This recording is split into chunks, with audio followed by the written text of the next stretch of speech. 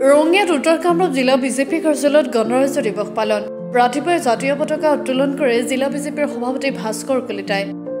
পতাকা উত্তোলনৰ পিছতে দলীয় নেতাকৰ্মীক সম্বোধন কৰি ভীমৰাও আম্বেদকাৰৰ বিষয়ে ভাষণ ৰাখে উত্তৰ কামৰূপ জিলা বিজেপি সভাপতি ভাস্কৰ কলিতাই আজি আমাৰ ভাৰতীয় জনতা পাৰ্টি উত্তৰ কামৰূপ জিলাৰ তৰফৰ পৰা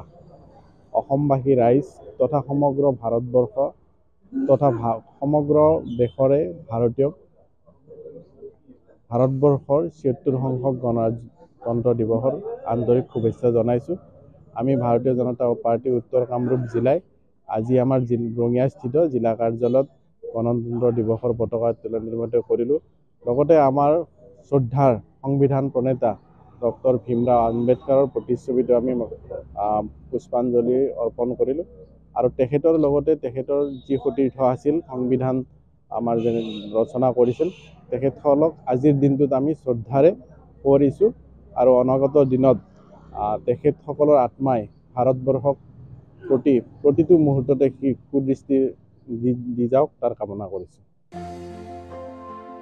ৰঙিয়াৰ পৰা ইন্দাছ আলী ৰিপৰ্ট গ্লোবেল NE 24/7